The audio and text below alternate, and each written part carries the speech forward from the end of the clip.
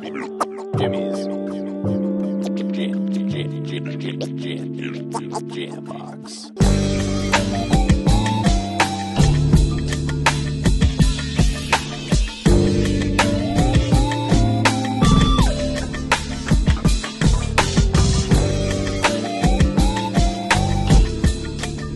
Keep jamming. Hello, everybody. Welcome to another exciting episode of Jimmy's Jam Box. We're back at it again, and we're going to get on into it. But before we do, as always, please make sure to like, subscribe, push all the buttons, do all the things. You know, I don't know where they are, but you do, and I trust you. And with that being said, let's go ahead and get on into it. Here is today's guest. Yo. We are the Antelope Fishermen. My name is Figure 8. I'm Lil Indigo. I'm Steelokey. I'm SND Beats. Hell yeah. Thank you guys so much for joining us. Thank you for having us. Let's go down the line, and I'll have y'all introduce yourselves one at a time and just tell us a little bit, like quick Tinder bio of who y'all are. Sweet. I'm Figure 8. Mm-hmm. I'm from Detroit, Michigan. I started the Antelope Fishermen with a few other dudes in 2016, and we're the Antelope Fishermen's a local or Portland local based hip hop collective with about 30 of us. Yeah. 30 is a lot. Yeah. Who the hell are you, bro? I'm Lil Indigo.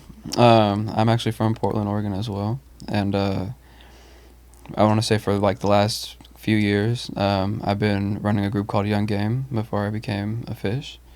And I want to say within this last year, after joining, we definitely became more of a collective with that. Oh, yeah.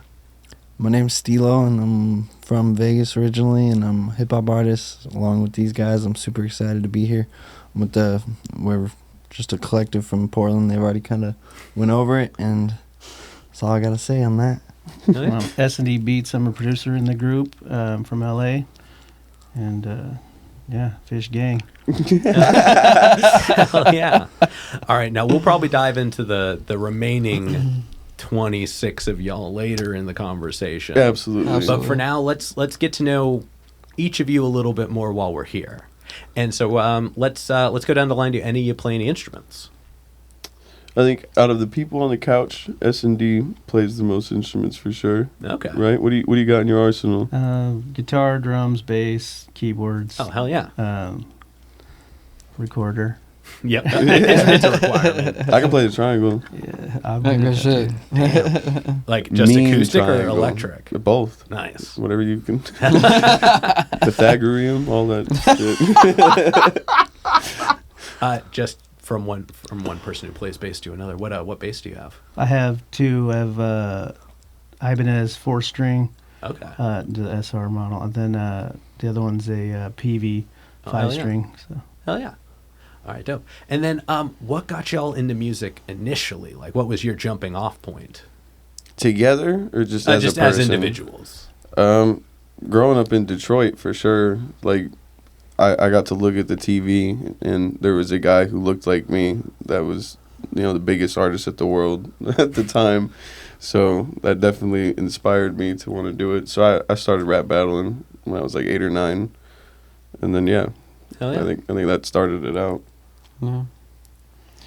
I mean, I guess that kind of goes both ways somewhat. I guess grew up in the music scene. I was born dancer, more or less. I was dancing most of my life, and I want to say I didn't get into music until high school or something like that. And then I feel like just from then on, it just kind of transitioned.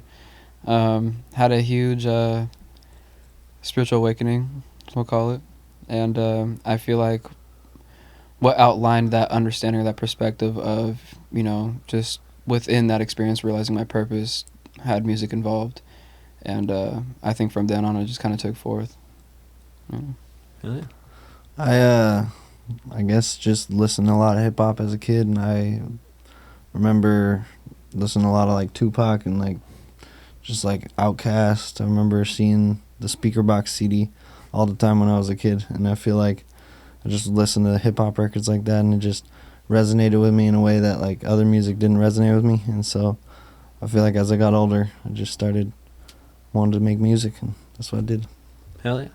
Yeah, I started out basically freestyling, and then eventually, like with the friends, like always trying to like get me to drink or something and freestyle. Then just got into it more and more, and then started rapping, and then basically waiting for my friends and stuff to like hurry up and finish beats. They took too long, and eventually I started messing around with this little program called FL Studio, and next thing you know, they were all jealous because I was better than everybody. And then, eventually, at some point, I did my little MySpace album that far back. Whew. And then it was like, after that, I was like, I really liked the production side of it, so I kind of stuck to that, and then ended up working with like Snoop Dogg and a bunch of other stuff. So Oh, shit. then, just kept going from there, and now it's just trying to keep the dream alive and doing it. Hell yeah. All right, now we've got one last question to go for kind of the get to know you portion of this. And we're gonna start with you on this one. I'm actually really excited for this answer. What was the first album y'all bought with your own money? Dr. Dre's The Chronic. Hell yeah. I knew it was gonna be a good answer. Yeah. I was just so ready for that. Okay. That's a good one. Remember, I was at a garage sale, and so I didn't have a good option. But I remember I was like, I don't have any CDs actually, because it was already, by the time MP3s were popping, I was already downloading songs off LimeWire. But I found a greatest hits Tupac album, and me and the guy that was selling it, we had a great conversation about the album, and I still have it to this day. Hell yeah. Good shit. Good album. Hell yeah, I didn't even know that. Shit, I think my first one I bought was Lil Wayne's Carter 3. Oh, Yeah. that's why Pressure. you You know what? We're neighbors. The first album I ever bought was the Carter 1. Okay. Whoa. Yeah. Okay. I can still do the entire intro song from memory. Let's go. Yeah, Whoa. honestly. All It's right. probably, yeah. I had gotten a CD player from my cousin. He gave it to me for free, and then I was like, "Do you have any CDs?" And he was like, "Yeah, you can buy them from me." It was Okay. a finesse. Damn. It was a Yeah. but He gave you the thing you needed to like do the Yeah, things, but he none was of the like, thing. no, Damn. right? Damn. So First he- one's always free. he had. Damn it! That's where I learned that. He had like 10 CDs, and I was like 7 or 8, and I picked Curtain Call, Eminem's Greatest Hits, Okay. Get Rich or Die Trying, and Doggy Style. Oh fuck yeah. And just because I'm not ashamed, the first CD I bought in a store was All the Right Reasons, the Nickelback album. I don't give a shit. Okay. 10-year-old me was Okay. hey, and Well, I definitely, man, you just threw all our stats for the wildest roller coaster because we were this close. I don't know if you know this, but if you go back and watch a bunch of the episodes, you go back and listen to a bunch. And I said this on yesterday's episode, the one that came out yesterday. You can quote me on this one. Eminem is like the recurring first album answer. yeah. Like at least 50%. I want to say, like, I feel confident that is a like viable ratio for possibility. Which- if somebody goes back and watches all of them, put in the comments. how many? Right, yeah, yeah. let's find out. Let's find out. Which is We'll wait. it's cool being from Detroit because like I always thought that was like individual to my thing, Yeah. but I learned how large his presence was Oh, yeah. when I moved to Georgia for a bit, or Tennessee for a bit, or when I finally moved out here. It was like, this motherfucker's just Yeah, his reach was immense. Yeah. And it felt so consistent. You know what I mean? Like some people, it's like they pop up overnight and then they fizzle out, or you kind of know of them forever and then they're there. He like suddenly was there. and And then never ceased to left. quit. Yeah. And just never left. Yeah, And so when he was that's- gone for a long time, everybody actually went, where did he go? Like, that's the blueprint for Yeah. me is all three of those dudes, honestly. Like I don't think 50 Cent's latter half of his albums, he kind of stopped making music. And Snoop Dogg, that guy churns out content. Yeah. And yeah. in a way. He's hustling. He's Yeah. always Oh, hustling. yeah. But like out of those three dudes, it was a real decent blueprint of longevity. And, I feel like a lot of people shit on current music a little bit unfairly, and I don't think it will be shit on that way in 30 years. The same way I'm sure people shit on the stuff we talk about as classics now.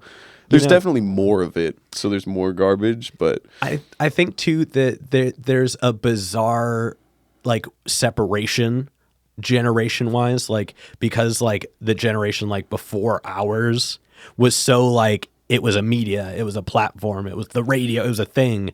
And now for everybody, it's so much a like, it's so easy to consume so much. It's just a soup. Yeah. So it's changed. It's changed so drastically in such a short amount of time because the option to put any genre together is now a thing. I mean, look at hyperpop. We were talking about it yesterday as well. Like that is essentially just you take any, like within a reason, any genre, sure. and as long as you can bring it into the main portion of it, that's kind of what it, like, that's how it works. Right. At least that's how it loosely is explained by my humble understanding of it.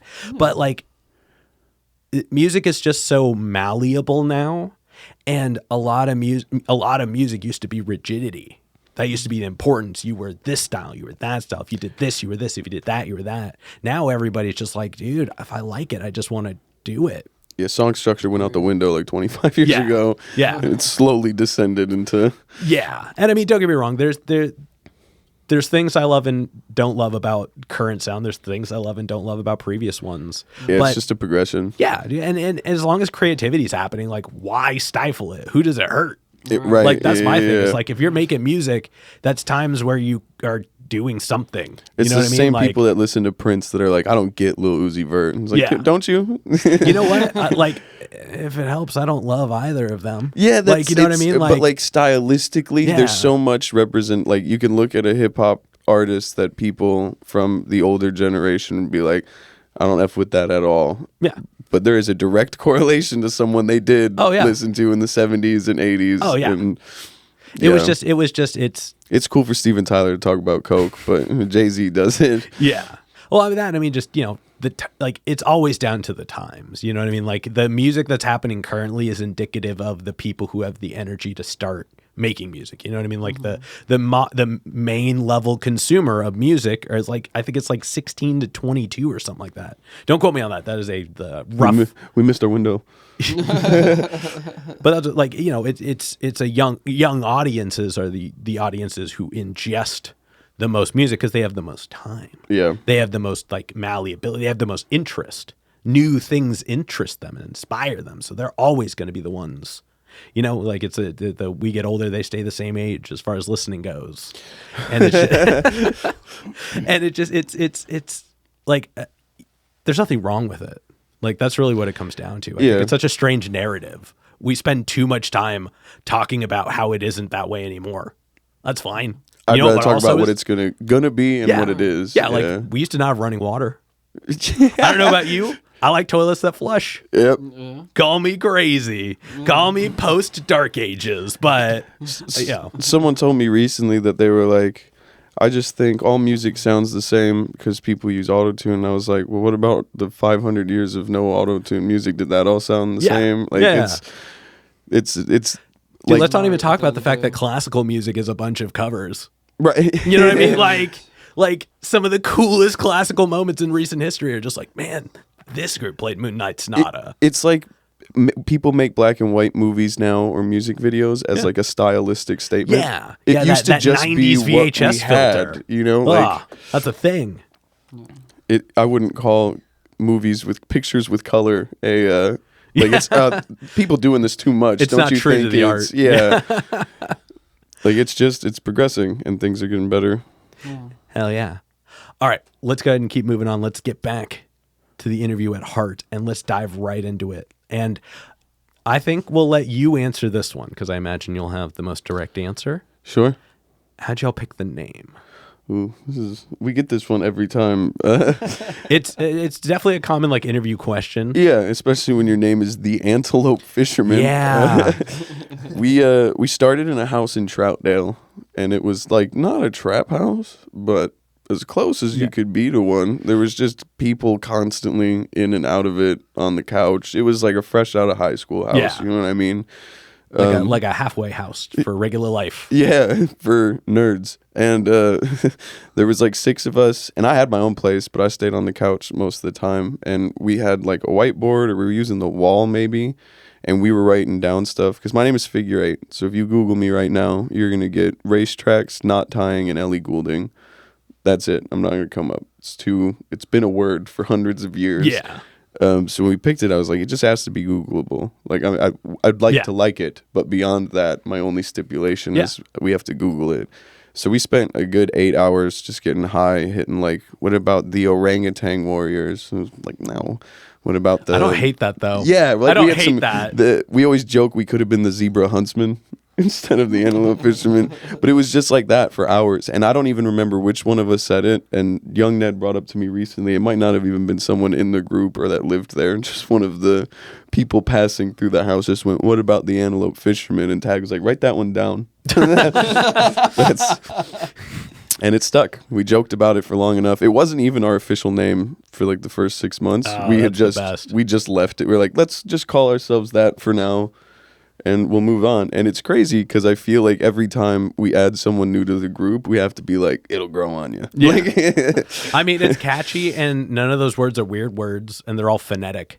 Yeah. This has become a thing. I apparently break down people's names on the show. I like the word phonetic. Yeah, it's a bit I didn't know I did, but somebody pointed it out the other day. So here we go. But yes, easy to spell. All those words are not hard to figure out, and autocorrect will fix it easily. And it's a good shape. Yeah, it is. The small to the slightly bigger to the still big, but not quite as big. There's a lot you could do with that as far as like design goes. And like you said, good SEO. Yes, the only problem we've had with it is a lot of promoters will put the Antelope Fisherman on a flyer. Yeah, I will say that I think the first time I typed it, I singulared it. I always want to ask them which one they want to come. Like, you're not going to get your money's worth necessarily, but we'll send the Fisherman. That would be the best bit. We talked about, young Ned said he'd buy a Bigfoot costume, and just anytime someone spelled it wrong, you're not getting a show. He's just going to show up with like a fishing pole. He's like, I'm the Fisherman. You booked me. But yeah, that's the only issue we've run into it. Other than that, I feel like we have some shows where we'll open up for big artists, and a lot of the times you get 6 to 12 minutes. So like to fit 11 people for 6 to 12, it's hard. Yeah. But by the end of it, the hope is when you're like, we are the Antelope Fishermen, that everyone in that crowd was like, what the fuck was that? Yeah, what? Well, they said the Antelope Fishermen. I'm not going to forget that. Yeah. Like, yeah. I remember at one time when I was younger, I was doing a battle of the bands at a Slim's in San Francisco, for what it's worth. And there was, I don't even remember the name of the group because I was just too young. But these guys came out with like 3 guitarists, 2 basses, 2 drummers, 3 vocalists, and a dude whose entire job, and mind you, this was the biggest dude of all of them. This guy, like behemoth of them, and just like 7'10", just giant man. His only job, because he didn't have a mic, he didn't have an instrument, all he did was waved the breakdown flag. These guys were heavy as fuck, and every time they would do a breakdown, he would just full wide stitch. And it just said breakdown in case it wasn't clear. That's great. And there were so many of them. And as you can imagine, they ended up winning. yeah, that's us. They ended That's up the winning. best way to describe us is like every time I assume you've seen hip hop live before. Yes. A lot of the time rappers I've will seen have 1 or 2. I've seen one of them hip hoppers. A lot of people bring 20 or 30 people on stage with them, and it's always like, wow, he's really letting his friends stand behind him. People assume that about us, I think, and then as the mics go around, they're like, wait. yo, that 45-year-old white dude with the what? Like, it's our youngest member's 20, and our oldest member, I think, it's not S&D as much as I'd like to make fun of him right now, is 46. So like, Okay. on stage, we don't look like we're all about to rap for you on the same songs together. So when it does, I think the name makes more sense as well. Feels like an early morning cartoon. Just the Antelope Fishermen, and then all of us wander out in costumes. Oh, you're like when all the shows do the like shorts in between the like Cartoon Network commercials. The Jimmy Timmy Power Hour. Yep. Oh my God! Please make that at least a single. Yeah, just bro. at some point get all 30 people on one song. We got a guy named Timmy in the group. Do we have a Jimmy? We got Jimbo. We got Jimmy and Timmy. That's fucking hilarious. concepts just created. We'll owe you a writing Hell credit yeah. on that Hey, one. Yeah, I'll take it. absolutely. If you didn't have a Jimmy, I would have stood in. Yeah. So there you go. All right, now this kind of I guess an out of pocket question here, but do all four of you have a song together?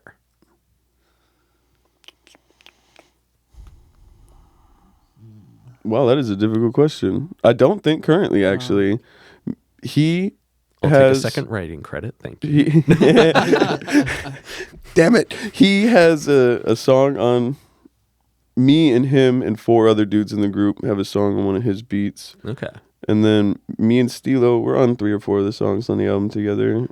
And I assume SND's probably produced something that everybody's gotten on because he did about half the album. Yeah. So yeah, not this specific group, but S&D is produced for all of us on group songs, and we've interchangeably been on the same songs. Yeah, Gotcha. but not all at the same time. All right, then I guess for this next question, we'll individualize this one again, just kind of get full answers here.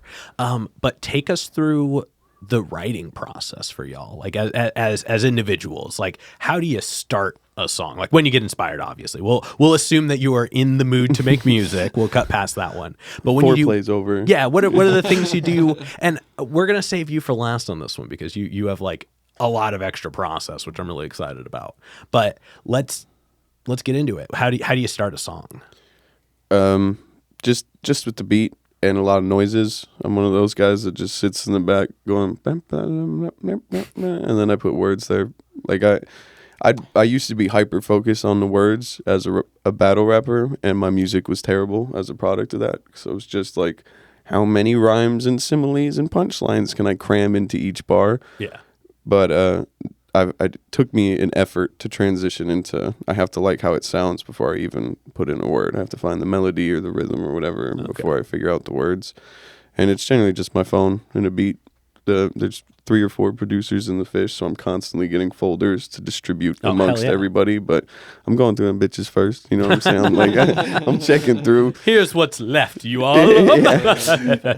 But yeah, I'm very quick, and I always think that means that I'm rushing or I did bad. But one of our member, Ellis, recently was like, it also could be that you're just quick. Like, that's just your creative like that's just process. your process. Yeah, like if you take your time, it's only going to be worse. Yeah, I erase stuff and then go back to whatever I did first anyway. But I'd prefer to have like a loose idea of the song and then go to the studio with the group and then put it together. But I'm pretty flexible. I'd kind of just write wherever. I was writing on my hands and receipts and envelopes at a time, so get in where you fit in. Yeah, A very exactly. child series author of you. Yeah. I love that shit. I don't know. I think, at least for me, it kind of just depends on the situation, like, you know, the environment, the vibe, everything like that. Like, I'm try to move very intuitionally when it comes to like a creative process. Because usually the question, you know, is just like, you know, what comes first, the beat or the lyrics? You know what I mean? And I feel like in both cases I've had both. Lately, you know, kind of like how Fig was saying, it's been more of like letting the beat kind of guide me. You know what I mean? A lot of the times I'll be that guy to like record something, or like I'll freestyle something. You know what I mean? It's like on my phone to like a beat that's going to some shit like that, and I'll just keep going, whether I fuck up or not, just because like I already have a flow and idea down or whatever, and then just at that point in time, kind of fill in the blanks. You know, but I'm kind of like, I don't know, like just like not, I guess, superstitious, like when it comes to like, you know, how it's laid out, everything's like that. Like I will be that person that, you know, spend hours in the studio to make sure the nit and gritty is like actually where it's at before I'm kind of just, you know, which An know, ad-lib, bro. I've seen my guys spend some time on an ad-lib. That's beautiful shit. You know, and, you know, it's just, it's a good process. And I feel like even with, you know, just my group as well, you know, shout out Spades. Because he's definitely the other person that's just like, you know, he's just quick with it. You know, he can grab something, get an idea, he'll lay it down, you know, maybe throw a little spice here and there, and just be like, all right, that's cool, you know, just wave it off. And like for me, I feel like, you know, that's just kind of like how we would balance each other out a lot of the times, where because like in a lot of cases where things wouldn't, if, you know, there was a deadline for something, you know, it was always easier for him to kind of push me towards that deadline, to be like, yo, I know you want to do X, Y, and Z, but, you know, we kind of got to, you know, and so it fit, you know, but in most cases, if I have that time, and I'll make sure I have that time if I'm doing some shit like that, you know what I mean, I'll just try to, you know, lay it out how I can. But yeah, you know, that's just kind of my process a little bit. Hell yeah.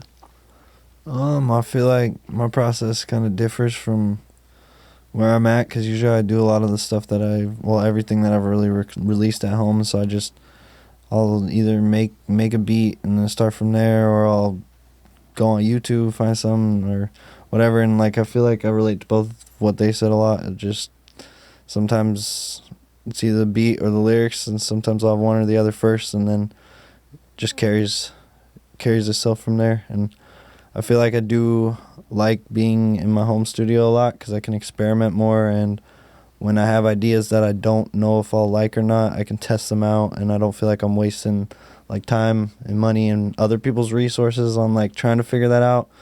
But at the same time, I do feel like that does come with like a level of unpreparedness, and so I'm trying to find like that balance of both, between like having the freedom to, you know, create whatever I want, but then also like trying to focus in on one idea and actually get it done, because I have a lot of unfinished stuff. That's like my biggest problem, is I'm sitting on That's a lot of music. That's a lot of our problems. Yeah. You know what I mean? Like, oof. So yeah, that's it. Is just kind of letting it flow.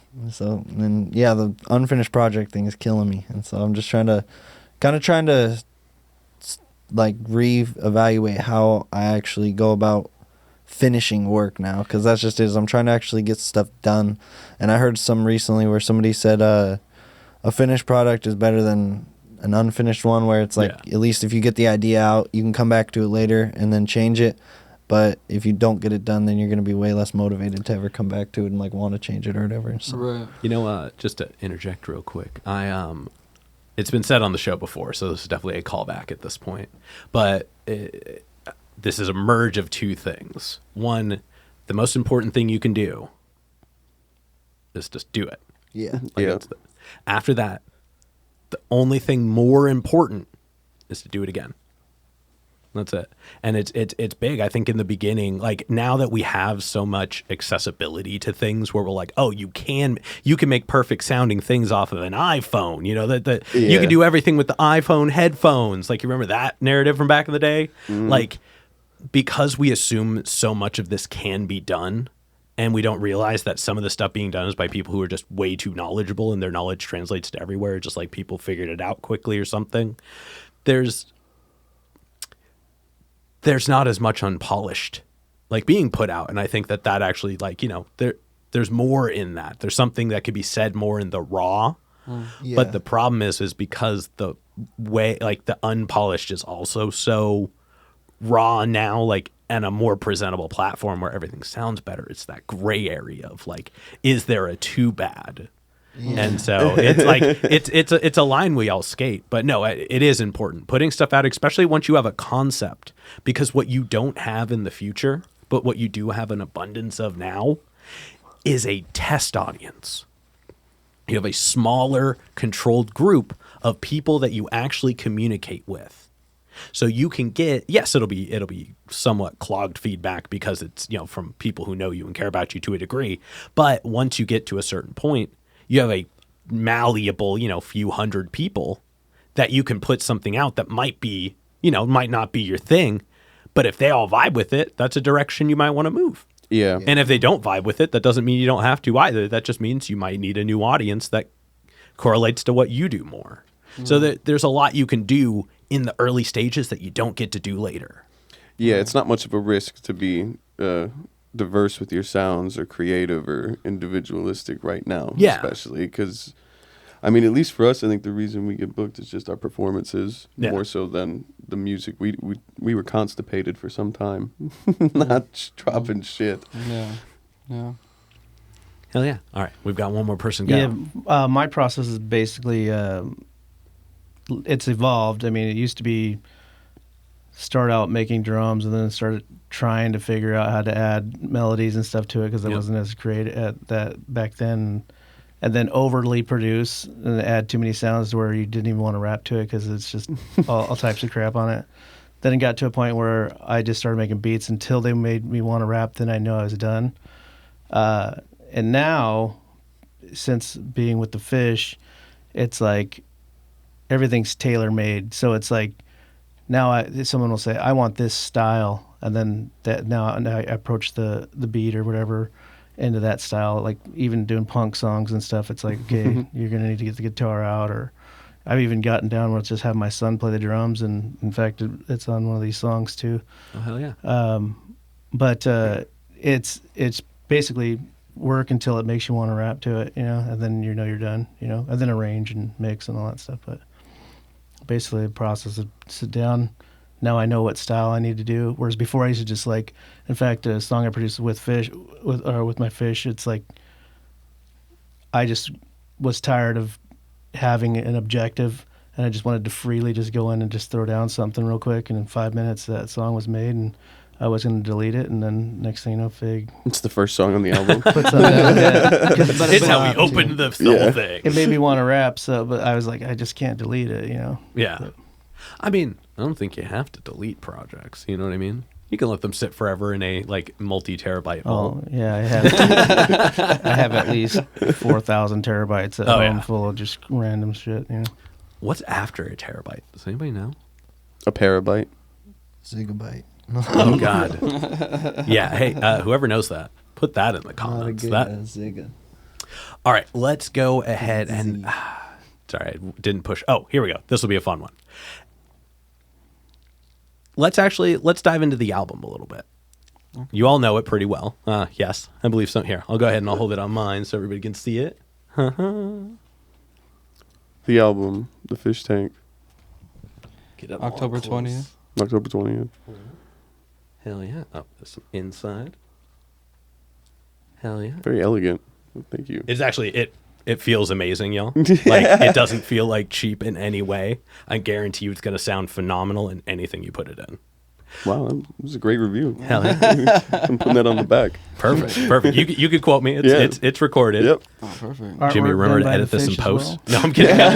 I go to screen record and I'm like, damn it. But let's talk about the album and let's tell us who all is on it to a degree. Like, is it everybody? Like, how did you put it together? What are y'all's roles in it? And then I've got one question at the end, but I want y'all let's bite that off first. I'm pretty sure everybody's on it at least once. We started, the first song that we recorded for this album came out in, we recorded in May of 2019. So that was like when we initially started. And then when the pandemic started, we tried to do 365 days of Fish, where we were going to drop a song a day for 365 days. Oh, damn. We made it to 275. And then damn. The idea was once we stopped and fell off, we were like, well, we can go through that and there's an album in there. Yeah. And then we just started moving a little bit better and more professionally, and we ended up buying some big features. And I was like, well, this stuff should be the album. And then very quickly, everything we were making just started to become really outdated because we were like adding new people and some people had left. So we kind of just started at square one and went, well, what are the things that we made for this that aren't out? No matter how old they are, let's evaluate them. Yeah. So, I think everybody is on it at least once, which was an effort. They at least have some sort of presence. We have everybody's name listed on the back, actually. So if their name's here, there is a very positive chance that they at least have a bar contribution. My main thing was getting the studio sessions booked and just putting the opportunity in front of people. So like Dirty Black, one of the members in the group, has a lot of connections to bigger artists. So when he had Mike Jones on the line, he just called me, and then it was just my job to be like, this is how much money we need as a collective. We need a beat. We need a studio. And then just leaving it open for whoever was prepared for that at the time. Yeah. And that's kind of how most of our sessions go. Like SND or Gemini Deeb or Jimbo will send us a pack of beats, and when we go to the studio, someone will have like a hook written, someone will have a verse written to something, and then we all just kind of fill in the gaps and see what works. And then what we tried to do more so towards the end of making the album would be going back and being like, well, your verse is a bit too long. We can take this song from someone that has 4 of us on it to 6 of us on it if we just start cutting and editing stuff down a little bit. Yeah. So yeah, that was my biggest role with the album, I think, was just trying to make sure that everybody was represented on it, even the newer fish, the oldest fish. So yeah. Hell yeah. I'm exhausted. Man, you and me both. Damn, I'm not gonna lie, I lost my train of thought. What it derailed? What did you do on the album? Well, we got a couple songs. Kind of like how you were saying, everyone's probably on the album at least more than once for sure. I want to say because me and Space, Young Game, we were the last members to be brought into the Fish. While the album's actually being finished up, you know what I mean? We kind of came in, made it where we fit in, if you will. And, just kind of brought it there, you know what I mean? And I guess from then on as well, just, everything else that's, basically getting everything ready for the tour, you know what I mean? Just getting, I guess, all the nitty and gritty stuff, basically around that's external, towards this whole project, this whole creation. We've kind of just, dipped our foot into that as well. But I mean, I don't know, I want to feel like everyone kind of played a valuable role, on the project, like, especially for some of the fish that are out, you know what I mean, or at least that got out or whatever that are on the project as well. Like, I feel like, we should still shed the same kind of light, you know what I mean, on them too, you know what I mean? Because I feel like it's a never-ending cycle. And, who knows, down the line we might have 50 of us, you know what I mean? Or even people might even leave, you know what I mean? So, I don't know, just kind of matches with the flow of everything. But, I don't know, I think that's just kind of my thought with that. Steelo died. He was dying, too much. bro. I'm sorry. But yeah, and actually speaking of all of what you just said and stuff, you have a fire ass song on there that SND produced. And Oh shit! See? SND sent me that beat like months ago, and I never. Shout I out S&D. couldn't- Yeah, I couldn't come up with It's like anything. he's with us now. I know, right? Exactly. And so fucking yeah, you produced a lot of shit on there, and he's got a lot of dope records on there. Fig's got a lot of dope verses and records on there. You bought one of the Mm. features for the album. Well, yeah, I helped, but I didn't. You got Joe Apollo. Oh yeah, I forgot. Yeah, shout out my boy Joe Apollo from Detroit. Hell yeah! Back, we're going back, getting that hometown love for Fig and my people in Detroit. So, So yeah. we've all played our parts in this, you know what I'm saying? It's dope, a collective. 'cause I'm really happy to be part of it, and That was fucking I P to feel the like D, right? yeah, and you P- produced that one that one, down too. Yeah. Yeah. You're the It was co-executive producer, bro. You got to know the names of shit. Hey, I studied him on the way here. I feel you, man. Interview or not, I'm always gonna come with a lag. I swear. I feel like. Hell yeah! And then, what is each of y'all's individual favorite song on the album? Shit. Start with S&D. I'm just gonna jump out the window on the like Smoke. I love the way Indigo came on that. Like Thank you, brother. that for me, it's just like one I can just bump over. And then with my fish is actually in there. P to the actually I like them all, but So the whole album's fire. Yeah. That's all I'm but saying. I think for me, my favorites are like the newest ones that have come out because it's just like, especially having new fish come in and you just get this new energy. Yeah. And for me, it's like, man, it really mixes it up, and I really like the Smoke one that's my favorite. But with my fish, I think that's a jam. Yeah. But It's a gem. It is a gem. Yeah, I would say With My Fish is definitely one of them for me too.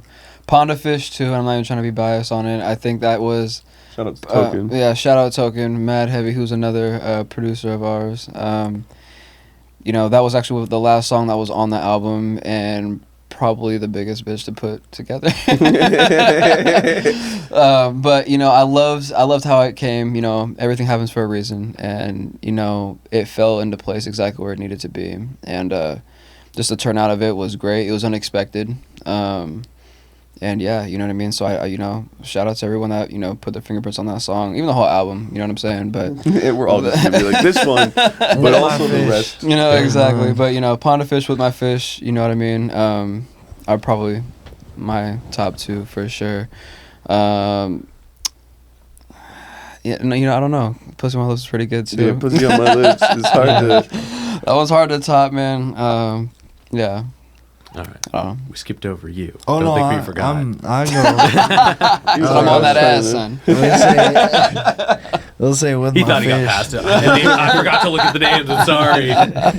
With My Fish is definitely probably my favorite. I know like all the lyrics to that song. I'm happy they put that as a intro, and hopefully one day maybe we get a Steelokey remix. It's like I wasn't there that Hits, day. yeah, I feel that shit, bro. Honestly, if I like the song I've like listened to the most just for my own pleasure, not to make sure it was mixed well or whatever, would be the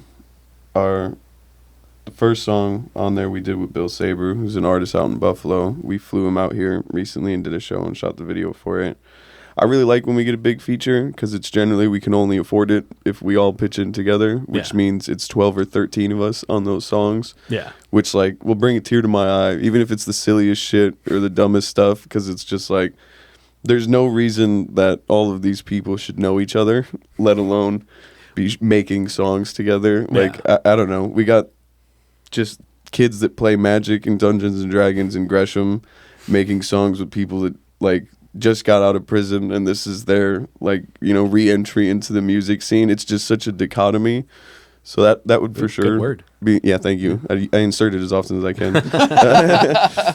So yeah, Antlers is probably something I've listened to a ton just because like hearing Young Ned play guitar on a beat that Esau made with just every one of these rappers, it really makes me feel like what we did was cool. But if I had to just pick one that like I would show people, Love Just probably up there, which he produced, and like it was the first. It's not out yet; it'll be on there. But it was like an experiment of how short can our verses be, and how many people. So like a lot of the times, if there's 11, 12 of us on a song, it's 5 minutes, 4 minutes, 30 seconds. Yeah. So we're like, can we keep this 3 minutes and 30 seconds and still put 12 of us on it? So it's like I do a bar, someone does a bar, someone does a bar. Yeah. And Hashi, one of the he joined like the same night y'all did, damn near. That's the only song he has on the album, but he has the longest verse on it, so to make up for some of that time, because all of us have tiny little things. But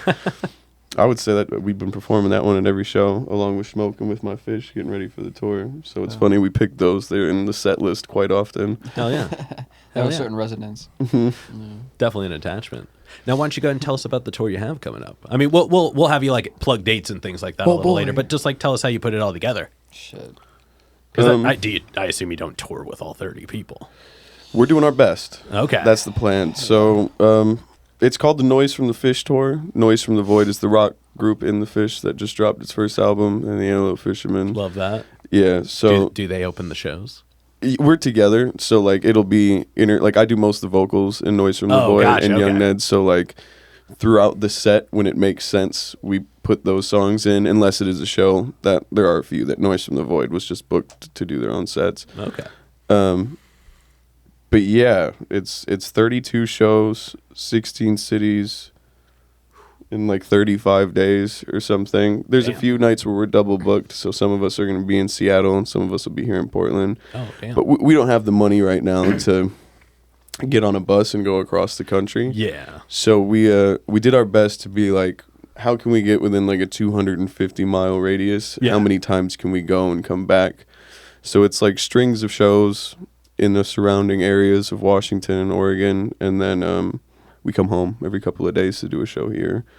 Okay, interesting. Yeah. So it'll be us swapping in and out, I assume. It's a lot of us, like, we're opening up for Riff Raff and Oh, hell yeah. the Insane Clown Posse and Locksmith and a few other people. Okay. So those ones we're going to try, and I assume have most of us there. Yeah. We just did, we opened up for Soulja Boy in Bend a couple of months ago, which was... It was wild, Major. but that was what kind of initiated this. We were like, how many of those can we set up and then do as many headlining shows in between as we can? So yeah, the tour is a mix of shows that we had to purchase our slots on. I'm transparent. I ain't gonna lie, motherfuckers be on these big ass shows. Like they paid, we paid for some of them. Yeah. We're getting paid for some, and we're throwing some. So it's an amalgamation of us being very stressed, trying to make sure we have our DJ equipment and 30 artists showing up, not just counting ours, but the people we booked. Yeah. And then the stress of we have 12 minutes and this big ass audience for this big ass artist, and we have to present. Yeah. And then the third one, which is great, because I don't care if 4 people show up or 400 people show up. If we're getting paid, it's at least a new audience, a way to go to the next state, some gas and food. True. And another opportunity to sell the CDs and the merch. And yeah, it was just like we have monthly shows. And that we throw ourselves, like that happen every month, and then we're booked almost every weekend regularly. So I was like, this has to be different. Like it at least You has gotta to spice be it a up little full bit. yeah. So we're already exhausted. Yeah, I would say we're In all a good tired. way, though. In a Yeah. good way. Yeah. It's a motivational exhaustion. It's not like a exhaustion we're gonna burn out and we're done. It's an exhaustion of like we're getting ready for the next thing. It's like this Yeah. is the next thing and we're ready for You've it. been working out. Yeah. Yeah. Working out. Now you're ready for that Exactly. competition. Now ready to flex a little bit. I'm saying. No, I mean you're not wrong on it though, and I mean I think it's interesting because even if half of you show up, like just as a math, if half of you show up, that's 15, Yeah, which is still a ton. That's instantly memorable. So if half of you did a quarter each, and like part of that half just swapped out every time, so it was always 15, that would still put everybody on like a grip of shows. Yeah. You would always show up in a full effect every time. And the name gets to like not the oddity of the name, but the name itself is what stays. right. Yeah. So they, as long, I mean, I assume there's probably like core members that show up to everything.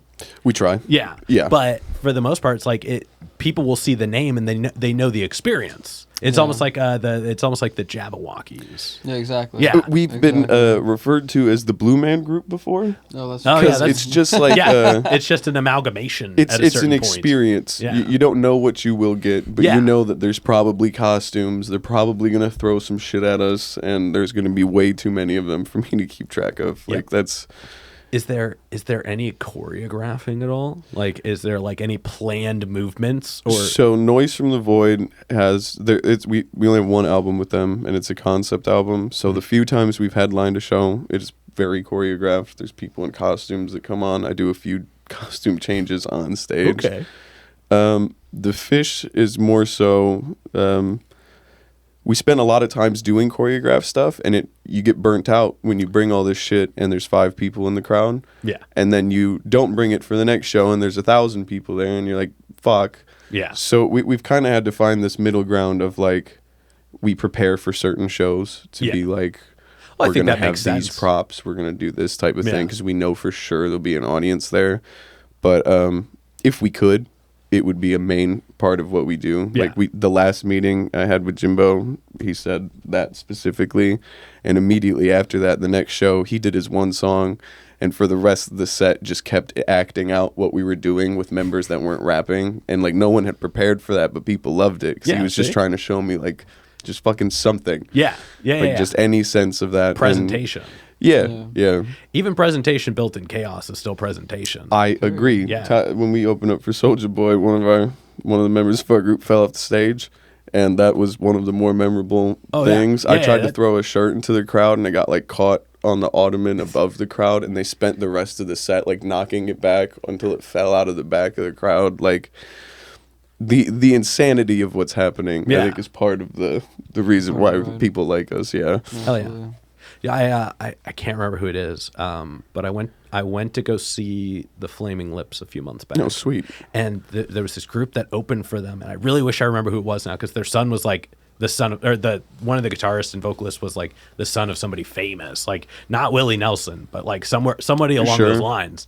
And I'll find the video and show y'all after. But chaos is like only a toe dip to describe what was happening on the stage. Like the guitarist was like sticking their guitar out into the crowd upside down for like everybody to strum it, while the singer was hitting a cymbal with the mic stand, and like the drummer would just like kick shit over and then pick it back up and keep hitting. It was just Mayhem. and I'm talking, none of them were playing like coordinated anything except like the bass player was like just like, I've got this, guys. I'll hold I've time. got this, guys. Like the whole time. But it was madness. Yeah, we shoot for that. Yeah. We shoot for Yeah. like a I'll find out who it was and I'll let you know after, just in case you don't know who they are. You should know who they are. It would Absolutely, be a yeah. solid example Get of some what notes. you experience. Yeah. Yeah. Like, because it just, like, we were unprepared. We didn't know who they were. Like, I got invited at last minute, like literally like It 2 doesn't days sound like you before. could have prepared. Yeah. Like, Yeah. So, but no, yeah. Could have we brought were- a pick. yeah. I was like, and we were kind of up, so I got to watch this from above, but we were close enough that you could like see things. Wild. Like I said, I'll find out who it is and let you know, because that's, or if somebody knows, It was a Flaming Lips concert like 3-4 months ago, or maybe closer to the beginning of the year. It was the beginning of the year for sure. Put it in the comments. Oh yeah. Do Let that us too. know. It was in California too. I guess that's important. They just Google every single one. There were so many at the beginning of the year. All right, but man, we're gonna keep tangenting. I can just feel this. Yeah. Good. Tell us about the wildest show, and I'm sure y'all kind of have individual ones. So we'll let you account for what was probably the most wild. So let's start on the other end. Yeah. For me, it was the Soldier Boy concert because I was filming it all, and I mean, just the energy from the crowd, the energy from everybody on stage. Again, people falling off the stage, and but just the camaraderie, like even people helping people that were falling off the stage. Just how everybody was in and out. For me, that was like probably the livest thing. I mean, I was charged up for till now. Still, I mean, just like that, it was the coolest. I mean, I've been on stage with Snoop. I mean, and Cube. Yeah. This topped it times 10. It was the energy was crazy. Hell yeah. Yeah, I would definitely say 100% the Soldier Boy show just because I caught Tyree when he was falling off stage. He said it was personal to me. Y'all are taking my story. Shout out Tyree. Yeah, and I just feel like what you said, the energy there was crazy, and I feel like all the fans there too were like super dope. I feel like they were all really welcoming. I don't know, they're just like super chill. It's probably because it's Bend. It's a really Yeah, shout out to chill Ben. area. We'll be there on the 19th. Yeah, we'll be Yes, back. sir. And the last part about that show is just I think the word you said, camaraderie. Like, I feel like just the way everybody came together, super dope. Because then we shared the stage with this cat named Stormy outside, and that's actually one of the tour stops we're doing. We're stopping up Yeah, shout out to at his Stormy. Yeah. area, Bringing us out to his town in Salem. Yeah. exactly. So No, I dig that. The Ben show looked lit, man. That Soldier Boy show really looked up. Like, yeah, I was impressed with how that turned out. I wish you were there. You, Bro. Bro. you're coming to all. He's just like, I do too. You better come. There's You a better, select few swear words that Fig will be getting here soon, but you know, it's cool. Nah, man, no, that was a good show. Motherfucker. Young Ned was there? Oh, we love Ned. Have you met my friend? Have you met Ned? No, yeah, that was good. If I really think about it, I think one of the biggest shows, craziest shows was probably the Bill Saber show. Oh. I'm not gonna lie. That was, meeting the dude, shout out Bill Saber. He's probably the most humble, low key chill individual I've ever met, you know what I mean? And I feel like in a lot of cases, where it's like, you're bringing down someone who, like a big artist down, they're doing you a favor, you know what I mean? In that sense, you know what I mean? But I just feel like in this sense with him coming down here, it was just like we all kind of did each other a favor. Like there was really and I say that just because like it was so unexpected and like, just from the opening acts to the closing, like it was up. The turnout was amazing, and the energy was just there, and I feel like a lot of us were able to have, our own sets just as much as having our set together, and, there was not one, like, sheer moment away from the crowd where, like, it was dull, it was boring, or anything like that. Like, it kept the same pace. If anything, the momentum grew. And towards the event or everything, it was one of his favorite stops that he's done, and from that I feel like not only did we got to have a good experience with someone who's had that experience, you know what I mean, for so long, we've made a new connection, like a new family member, on that aspect. Hell yeah. That dude's damn near a fish, bro. Yeah, no, deadass, so it's like, I know that there's been talk, you know what I mean, not to really bring up new shit or whatever, of him coming down this next year. I was planning something with him again. But, I definitely think that show takes the cake, at least so far, just for how everything was. And it was well planned, too. Like, how smooth it went was, I think, what was really impressive to me. I bit a hole through my tongue. I could only imagine, bro. I was drinking my own blood aggressively. Which, at that point in time, too, because, like, a lot of the fish were trying to help out, too, because, I mean, the venue that we were at, like, I like to call it our home venue. Like, we don't own the venue, but we run that shit, you know what I'm saying? Like, and shout out to the owner, too, it's all love. You already know what's up with him. But, you know, I feel like with that being said, like, you know, we all were trying, you know, we all had to take responsibility for what was happening there, as well as trying to keep everything at its pace, you know. Yeah. So being able to kind of, you know, just juggle everything at once, and it still made, you know, the turnout that it did, you know, by far, you know. Hell yeah. I feel that for sure. Hell yeah. Honestly, like you guys covered some of the bigger ones, the big shenanigans we did. So I'll take it back to, we used to run this place called S-Jack. It was the Social Justice Action Center in Portland. It was just a community space, like write your name on a calendar, leave money in an envelope when you're done type deal. You don't really interact with anyone. It was just for the community. Yeah. And there's no stage. It's like in front of a kitchen. Like there's literally just all kitchen and then a living room. And this is before we really knew what the hell we were doing. And we were throwing our own shows, driving there with a shitty PA, booking people we didn't know. And one of those we threw, I ended up, like, it was one of the first times I hung out with Tyree outside of the stuff we were doing. Like, a lot of the people are on the cusp of being a fish, got their own set there, and I got to see them perform, hang out with the rest of the guys. So, like, it wasn't crazy or nothing. Nothing got broke, but cramming 120 people into a small-ass venue on the corner of a street that's, it's not a venue. Yeah. Like, it is a kitchen. It's a community kitchen that we decided to throw a show in. Yep. That one for me, like, I still remember a couple of those. Honestly, I miss that spot. But if I had to take it away from the big-ass shit that we've done, yeah, some of the little shows that Swiggle helped me throw there when we were first figuring out the fish, they got a little place in my heart. Yeah. Hell yeah. Hell yeah. Sentimental value on that. See, I knew saving you for last would be fun. Yeah. Or Soulja Boy. I could. Or any of those other shows they just said. Those are all pretty okay too, I guess. I was gonna say Bill Saber, and then I remembered, like, I was doing a lot of work the month leading up to that Bill Saber thing, so, like, I only enjoyed that day. There was it wasn't lot of, your favorite in the end. Fair enough. It was awesome. I'm really proud of myself and everybody, but I remember being tired. Genuinely.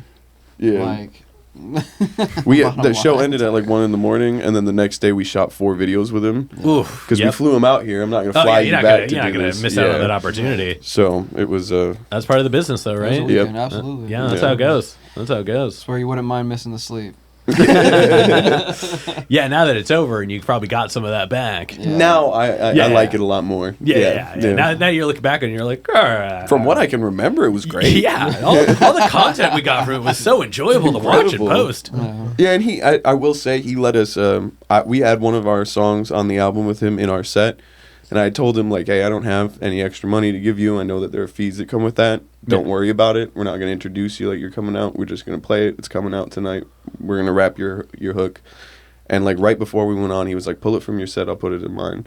So we got to perform it with him when he headlined. Yeah, Hell yeah. And, like, that's one of the takes for the video. Like, we immediately grabbed all the shit and had to be. Hell yeah. So shout out to that guy. Like, he's, I think, about to go on tour, work with Marilyn Manson and stuff. So shout out to Bill Saber making time for us and coming out to Portland. Yes, sir. For sure. Yeah. Hell yeah. All right, now we've got one last question to go for the artist focus portion of this. Okay. And this one's kind of a dense one. It'll be an individual one for sure. Ask Steelo first. All right. You know what? And this, like I said, super introspective. So just really just kind of dig deep for this one. Get your shovel. Out of all the things, so many things come from music. Like you do it, and all these things happen because of it. The experiences, the assets, just music in general. But what is it about the process itself that keeps you going back? Like, what is it about when it's just you and the music? What is it the thing you love the most about it that you just can't stop doing it? Start with Yeah, we're gonna start with you. Okay, well, I feel like it's crazy to bring something and it materializes out of nowhere. It's out of thin air, almost like you've traveled and found it. Watch a thing on Nipsey Hussle one time. He talks about how, like, lyrics, how he goes and he finds these translations and he puts it together, and it's always been there, but you were able to, like, translate it and bring it out to everybody else and put it into perspective, and that whatever that would be. And for me, it's starting out with nothing, just a blank slate, maybe doing some chords, and then next thing you know, it just starts turning into something, and then you have that moment where, okay, now this is dope. And then being able to go, now I have something. It's like a kid in a sense, and then it's like you play it in the ride, and you whip it around, and you're like, man, this is crazy that I made this, and then, then the homies get on it, and then it's just like even crazier, and then something else happens with it. And for me, it's creating something out of thin air, and for me, it just brings me so much. Like, I listen to just all the Fish songs that I've had in my phone, because Fig will send me stuff after they're done with like a studio session, and I just bumped that stuff just all day, and 15 versions of the same song would come on, and I'd be like, damn it, like, where's the one dirty? But like, it's like, it's just so enjoyable. It's just like, man, this is just crazy, But yeah, just to have something, you created. I'm also an artist. I draw, and it's like, that's why I was like, just art in general, just like creating something that was not there. Yeah. And then having like a physical thing, for me, that's huge. Hell yeah. Yeah, I like that a lot. I feel like I can relate to all those points made. I think there's a therapeutic aspect of it too, of like, just every time I feel like everything's going to shit, like, the one thing I turn to is music. And it's like, it's not like, and like, it's when everything's going good too, I turn to music. Like, it's just, there's like, music is just, I feel like it plays its role in every aspect of my life. So no matter what, I just keep coming back to it, whether I'm a listener and just a true fan of the art, or I'm on the creative aspect, or like part of the spectrum where I'm being a perfectionist and being upset that my de-esser isn't picking up the S's enough on my words and stuff, like that. And it's like, I don't know, I just feel like I love every aspect of it so much, and I feel like the materializing thing about what you said is like, it's something not being there and then it suddenly coming to fruition is just so beautiful. And I especially think it's cool when you just get to learn more about yourself and learn more about the world and learn more about the people and just society and how, I guess, the whole world runs just because of music, because music is a universal language, and I think that everybody speaks it and everybody can, connect to it. So Absolutely. I like that, and I think I relate to that too as well. For me, I think it's the peace, the space, the freedom. For me, what brings me back is that, I get into a meditative state every time, and it's at that moment in time where nothing else exists, nothing else matters, and it's just you, your mic, or you and what, your pad, or, your phone, or whatever you choose to write or record on. And, at that point in time, it's what you're choosing to create in that aspect. And, I feel like at that point in time, it's like, I guess where you want to take it, you know what I mean?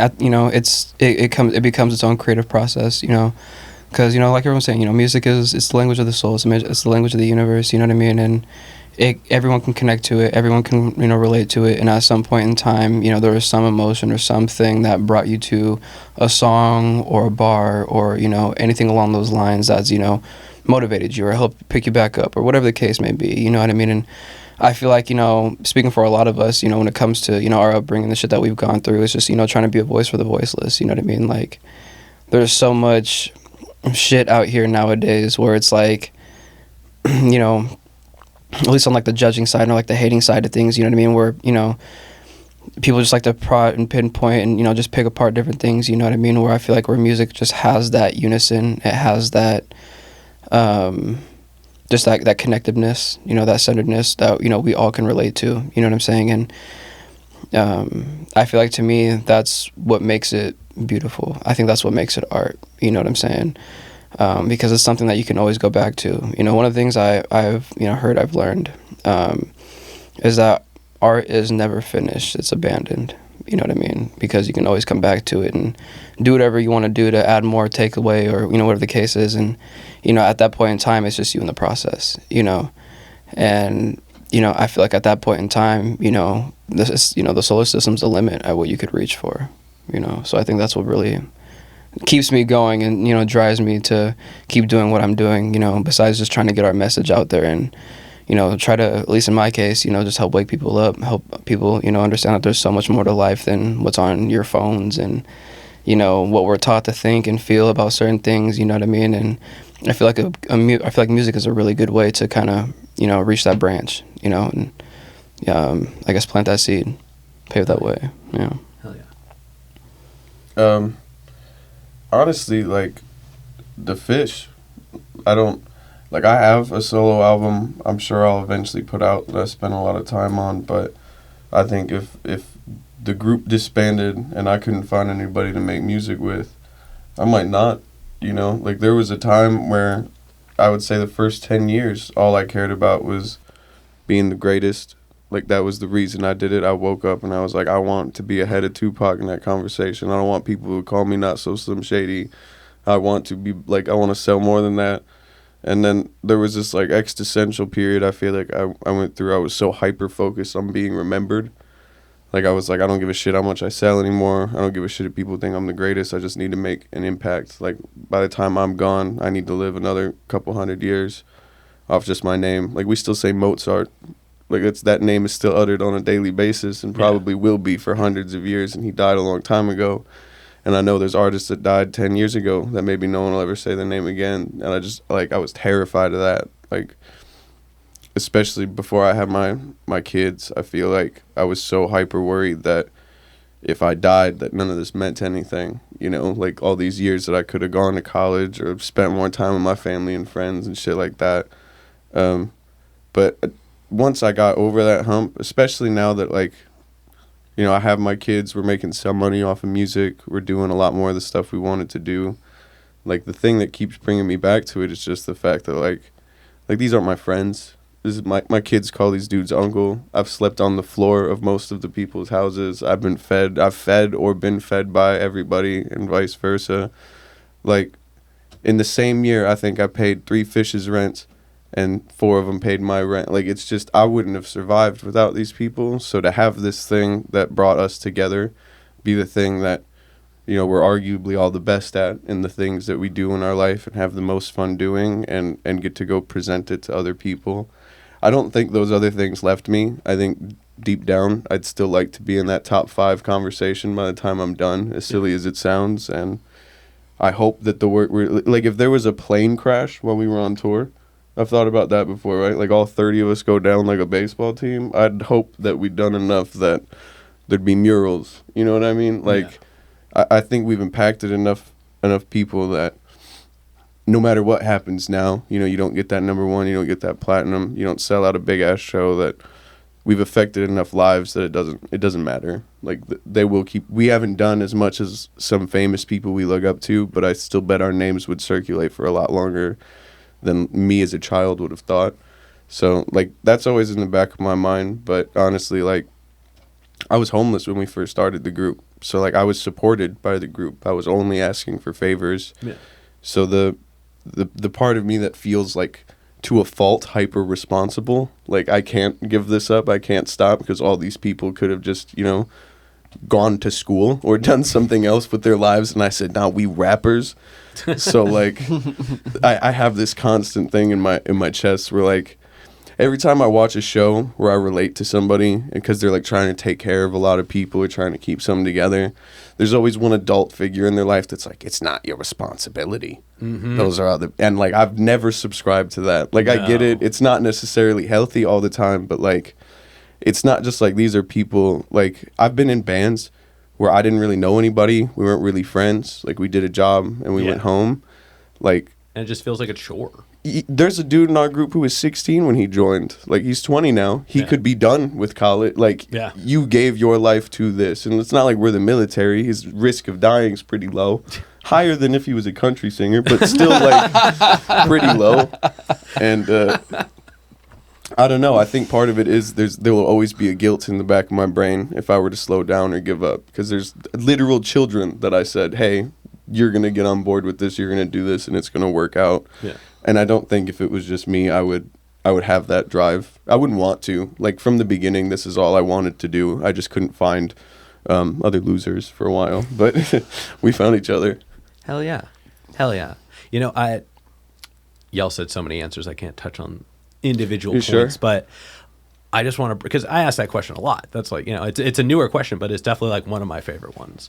And one thing I kind of want to take away from this is that it's cool how all of your answers felt so individual, but they were almost equivocal in like total presence of answer. Like that's a question that sometimes it always gets a passionate answer, but there's a conciseness in all four of the answers that happened here that I thought was really, it was inspiring. Really, it's cool to see that, even if only 4 of the 30 show up, I feel like if I asked all 30 members of the group that question, it would have been that same amount of energy. It would have been that same amount of presence. So it's cool to see that it lives in even the smallest groups, and I can't even begin to fathom the bigger ones now. You know what I mean? Like it's really inspiring to see, and I just love the narrative. The whole interview has just been very like it feels like you all are speaking introspectively about yourselves when you talk about it, but you keep using these words like we and us and like group and collect. Like it feels like you're talking about your own thing, but it sounds like it's everybody's thing. And that's really cool, because sometimes groups get lost in their name. Sometimes you forget that a group is not just the group. Right. And I mean, for like people like Blue Man and things like that, that's the narrative. But yes, but for y'all, it's cool that it's not. But it's cool that the name of the group carries equal weight to your own name when you refer to either. It's nice. It's nice to see that equality and camaraderie simultaneously. That wasn't an effort, but you are not the first person. We didn't notice that. We had to get that brought up to us. Yeah. But that wasn't an hard effort. To see I the don't forest think. through the trees. Yeah. You know what I mean? Well, it's appreciative either way. But that's better. That's better, because that just means you weren't focused on it. That means that it is. This just truly is lives. our thing. Yeah. Voltron family. Exactly. Yeah, before we go on stage, when someone like a promoter at a show would be like, "Hey, you guys are next," I like literally look around and go, "Avengers, assemble! Let's do it, boys!" It's just that's how it feels. You have to have one person whose sole job is to just jump from somewhere higher up in superhero land. It's Tyree. Boom. I had to pick someone right now. He's got good knees. He's got good knees. I've seen him in action. They're good. Hell yeah. All right, we're going to move on to this next segment, which is all hypothetical questions. These ones are kind of fun. These are just kind of a way to round things out. Like, what if? Yeah. So there are no wrong answers. They're all just fun. And usually when I ask a group this question, the first one is always, if you could work with any one artist who's currently alive, who would you work with? And usually when it's a group, I ask, who do you think you would add to the group? Woo! Now, y'all are so big. There's so many of y'all already. I imagine that could be a bit of a daunting one. So if you want to default to who you would work with as an individual, that's totally fine too. I'll let you both decide. We're adding or let all Andre four of you 3000 decide. to the group. Yeah, Andre 3000 is getting added to the group I right fuck now. with you for that fucking answer, bro. I hope you understand. Hell yeah. Yeah. But if you want to, you can also answer for both. Okay. Yeah. Let's do it. And this is for people that are alive? Or? Yeah. They're It's got to be alive. somebody's. And if it's a group, you have to pick an individual person from that group. Oh, shit.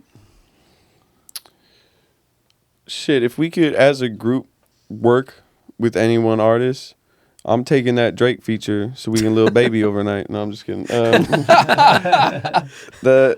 I honestly really think it'd be cool to...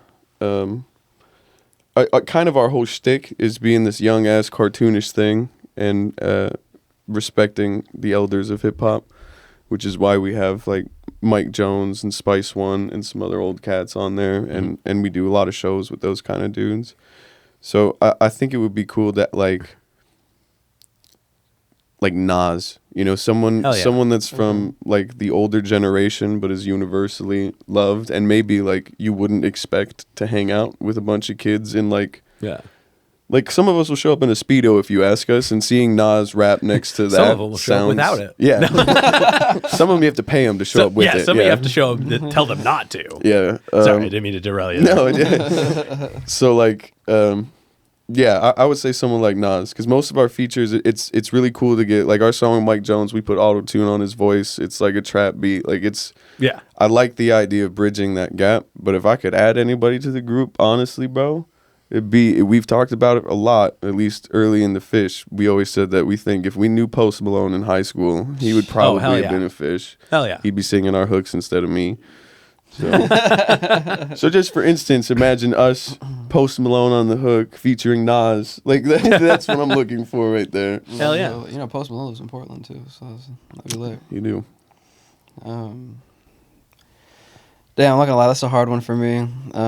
There's a lot of artists I do listen to throughout different genres. But, you know, I guess kind of sticking into the Fisherman concept, fuck, I might have to choose two. You know, one of them just because, like, he was just one of the main ones that's, you know, been my favorite rapper ever since I was a kid. Wayne, just, you know, I if we knew had Lil that, Wayne was yeah, gonna you come know out what I your mean. You know what I mean? At this point in time, I feel like it's just, you know, it's obvious, right? No, but to kind of be more on, I guess, the low key side of things. I do like the Beast Coast a lot. Don't know if you're aware of them. So it's like Flatbush Zombies, Underachievers, Yeah. all them. You Hell know yeah. what I mean? I love them all equally. You know what I'm saying? So it's like this is probably a really hard one to be very individual. But I think one of the guys I would say that if we could bring him on to be a Fish member at least, he's actually part of the Underachievers. His name is AK the Savior. Hell yeah. Hell yeah. That's been he's been a huge inspiration for me when I guess reverted into doing music, especially starting my spiritual journey, and just everything along those lines. Like a lot of their music has just helped me get through a lot, understand a lot, you know, and just, you know, I wouldn't be who I was today or where I'm at today, you know, without them, you know, without their sound. And you know, I feel like that'd be just a huge impact. I feel like that would, you know, definitely tip the scales, but in our favor. Gotta be vague about it, but Hell yeah. I would say for the group, I already said Andre 3 Stacks for the group, That's a great and answer. That is. I'd listen to it more. I want him to play some We like all just shifted down the woodwinds spot. on it or something. But then for me personally, I feel like just Big Crit. Yo, Oh, Big hell yeah. Crit. oh hell yeah. Hell yeah. Big reaching Crit. your bag of tricks for that one. Holy shit. No, he's one of my favorite. Like Big Crit's one of my favorites. So yeah, Big Crit. That's a really good But- answer. I like it. Just Yeah, I do touching on too. this, you know I have a song with AK, right? Yeah, I do. Listen, bro. I literally, the second you said that, I was like, damn, bro. I forgot we were I talking did about. pay a lot of money for it though. It was like I- 4 or 5 years ago. But No, I feel you. I mean, that's I awesome. love AK. Shout do out too. the Underachievers, Yeah, bro. shout out They're Underachievers, amazing. man. Yeah, AK was awesome. Me and him was great too, and so like I think that's what really kind of hit home for me was actually being able to have that kind of connection. And you know, there's been, you know, talks here and there for different things, you know, with him business wise for certain things, but. Yeah, no. When I heard that you had that feature, bro, I was like, this motherfucker. I love the Underachievers, bro. They're my shit. That's why I fuck with you so much. It's just because I feel like we resonate on a lot of that like spiritual shit in like a lot Absolutely. of different ways and so. No, absolutely, I bro. always fucked with you on that. We're getting closer on your Likewise, couch. man. Likewise, We're man. getting You already closer know. right now. Yeah. Very. Hell yeah. All right, Nah. what's yours? Let's get I'm you. old, so Inspect a Deck from the Wu-Tang. Oh, hell yeah. Hell yeah. Oh, shit. I don't think he ever got his just due on his. Yeah, he dude, for bars up, he bodies everybody. I don't. Oh, hell yeah. Why don't you call Snoop Dogg and get him to join? And also, be can tight. you get Czarface on the show for me while you're at it? Yeah, bro. I mean, I got a full schedule now. I have like 7 different Czarface records. I'll pull them all right now. Oh, hella shit. Yeah. Big fan. Sick. But we'll plug that afterwards. We don't want to make that this episode. Hell yeah. But Czarface, if you're watching, anyways, back Yeah, to you need it. an interview, bro? I know So a it's your guy. right, Hell exactly. yeah. All right, and then who is a local artist that y'all would like to work with that you haven't yet? Bad And- Habitat. Okay. Yeah. Bad, Hell yeah. You know Bad Habitat? Yep. We've they played the Noise from the Void album release party. They played Mm-hmm. They did one of our charity shows for us, and we just headlined. They booked us, and it was just us and them. Did a show over in Milwaukee a couple weeks ago. But there's always talk of doing a song with them. They recently shouted us out in the same question on a different interview, so I wanted to make sure, because I'd like to make the song happen. I got a lot of love for Bad Habitat. Well, now it has to happen because you both said it. Yeah, absolutely. We've manifested. There you go. I think that's all the steps. Yeah, that's it. They're actually out in the living room. Oh, shit. Look under your chairs. Lady X. Oh, great. I guess how local are we talking? Like, let's do Portland. keep it Portland scene. Yeah. Shit. I gotta be able to find him on Facebook. You know what I'm saying? Everybody else has to be able to. That was add them probably in the best comments. answer I've had. Got to be able to find their MySpace. Right. Find SND's MySpace. Hey, there's some hard ass songs I can't find. We'll leave it in the comments below. Those is unreleased. Shit. Man. You know, to be honest, I don't know who I could really think of, just because I know I'm really picky when it comes to my artists. You know, I know a lot of people like to be a part of the music industry. You know, just for the, I guess, ego sides of everything. You know what I mean? Just not really having a passion behind it, just doing it for the look. And I feel like, and you probably get it everywhere, but I know, I do see it a lot with where we are. So for me, it's really hard to want to connect with those kind of people, because that's just not where, that's just not, where I vibrate at, you know what I'm saying? So, personally, if I had to say anything, it would honestly just be the fish. Just because, when I first met you guys, and I know I've talked to you off about this before, but it's, the impact that you guys had, you stood out the most to me. And I remember talking to Spades, I was like, bro, if there was any group, like any people that out of all the shows that we've done, at least when we first started, you guys are definitely the group that I want to work with. And so conveniently enough, now us being a part of the group, it's just you like, did it. You found your local act. And exactly. You did it. You know what I mean? And it wasn't, obviously it wasn't planned, but it was just, with that being said, slight manipulation. A few bribes, here and there, but it was hands were greased. I'm still wiping them off. No. But yeah, man, if I had to choose, it would be the fish. And I know there's a good majority of the fish that I haven't worked with as well either. So I feel like I could probably just tie that into the play. But yeah.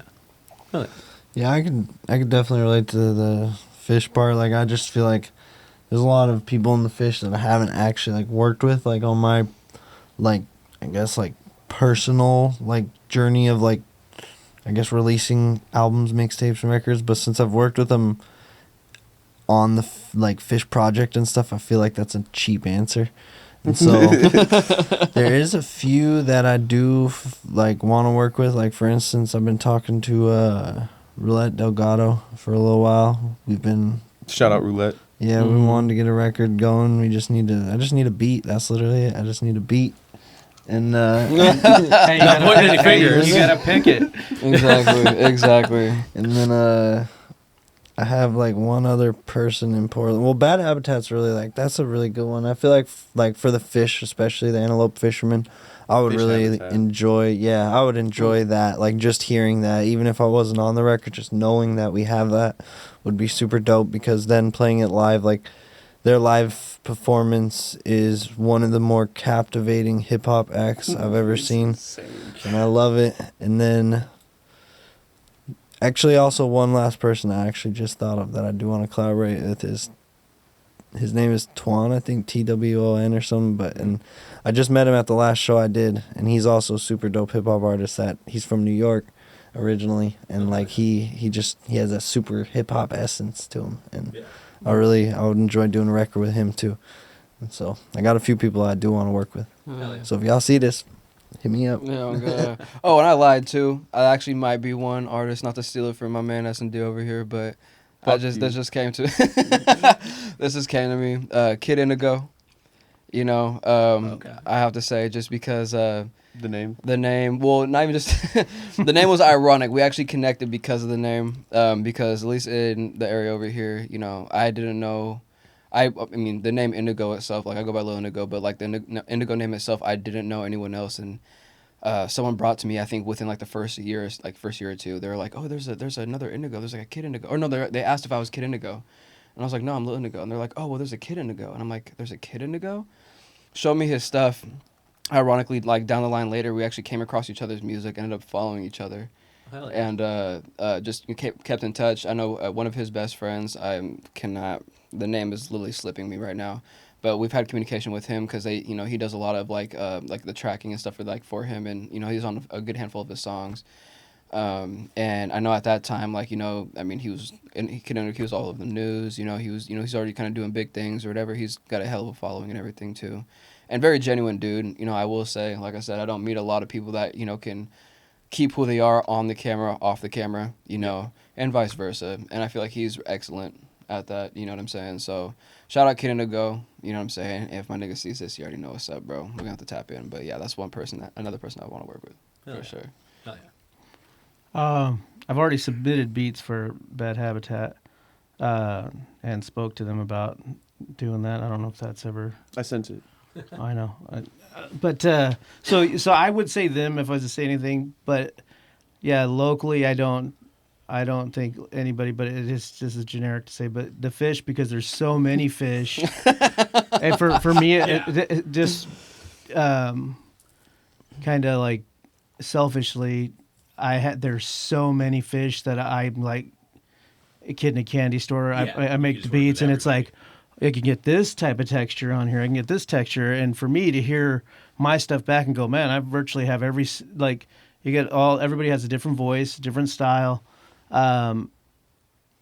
and it's like, for me, it's like, you got 30 guys that I can have all these different textures, and to get to hear my stuff, it's not mine, but for me, you create it, and then you go, oh my God, I got to hear that back and collaborate, and then literally hear it back and go, you just made, like, I have to say, like, a lot of my beats, I didn't know if these guys were going to like them, and then they go, well, we're using all of them, these are dope, and I'm like, oh, what? And then they came back, and for many years, I haven't just worked with big people, I've worked with people, and they're usually just garbage, so, oh, great, now they're going to see it, sorry. Tell us what you really think, bro. But honestly, like, they come back with just some really, like, clearly they didn't really get into their bag on what they're doing. And then as soon as I started messing with the fish, it was like this stuff was coming back crazy. Like I was like, okay. And then even like the guys that are kind of not fish that are outside of that we have relationships with, it's like coming back and you're like just all these different vibes. And so for me, it's a fish all day, because it's like I still haven't really even. There's been so much that's happened in the last year. It's just crazy how many things have happened, but we haven't even scraped the surface on I know what I've got in my bag as much as I've been working. I got some new shit. Like, it's like, and I just know one of these guys, if not all of them, is going to hit this, and it's going to make it sound 10 times better. Like, every one of those beats came back, and I was like, man, just they bodied that. That's like made it sound 10 times better than what I even thought it could be. Oh, yeah. And for me, the fish is just, there's just so much texture, just different vibes, and it's just, I mean, you could put 100 albums out just from what the fish can do. I want to say shout out to Anthony Rivera and G Swinson, because those are the two local artists that do make appearances that is on our another album. person I need This to collab album. with. Yeah. G Swinson's from out here in Vancouver. Yeah, shout out G and Swinson for Anthony sure. Rivera's out in Portland. For sure. Shout Yeah. out Bad Habits. Are getting a lot of love during this Yeah. fucking interview.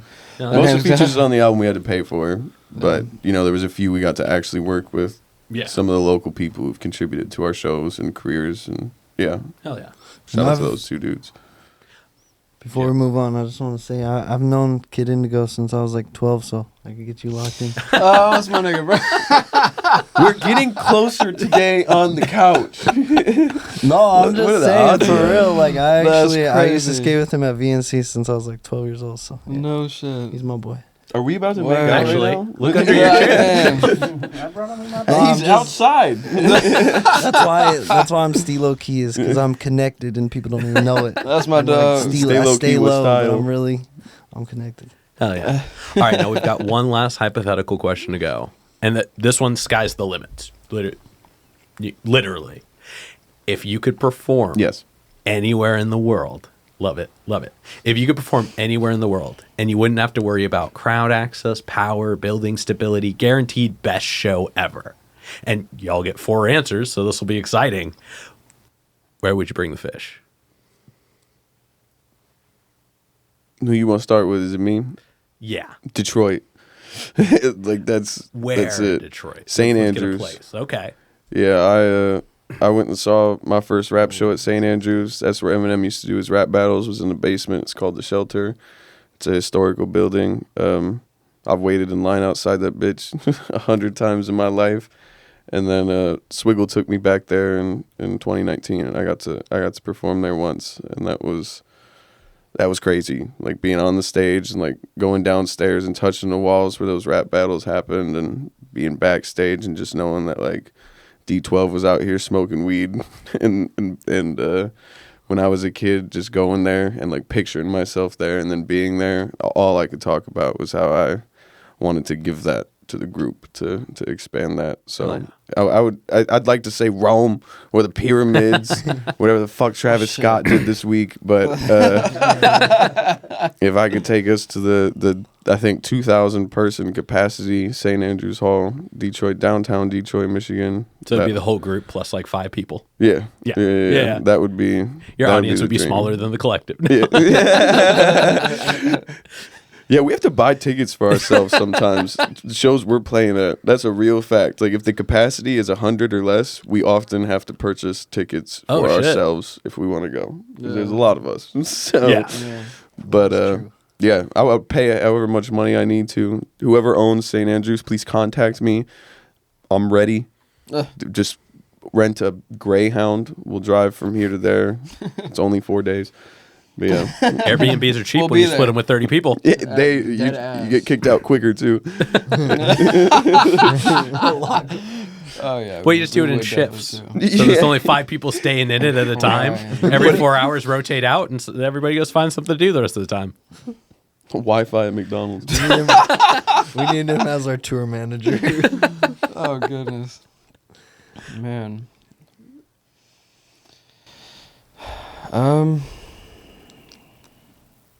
I think one for me, and it's just solely because of the rarity of it, and like I know the meaning behind it if it was achieved. Madison Square, Hell yeah. for sure. Just Hell yeah. because you know, it you know, it's up there for that reason, and you know, we all have dreams of touching heights, and this would be one of many.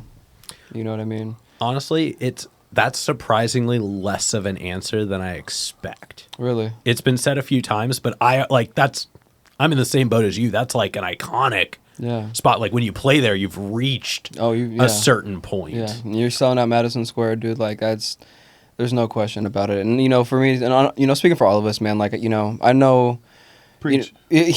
Not a lot of us give a damn to be that the biggest millionaire or do some of the biggest shit that you really care for. I know all of us just want to be able to make a living and doing what we love, ultimately.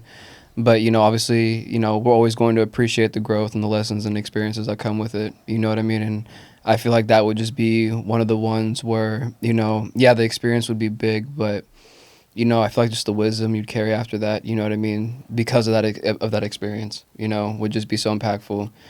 And ego aside, man, like I would, it'd probably be an emotional day, you know what I'm saying? Like where it's just, that surreal moment. I feel like when we all do what we do, we all have those, fantasies or daydreams or different things that we'll think about, especially when, we're doing something that we love, that how we want to execute it,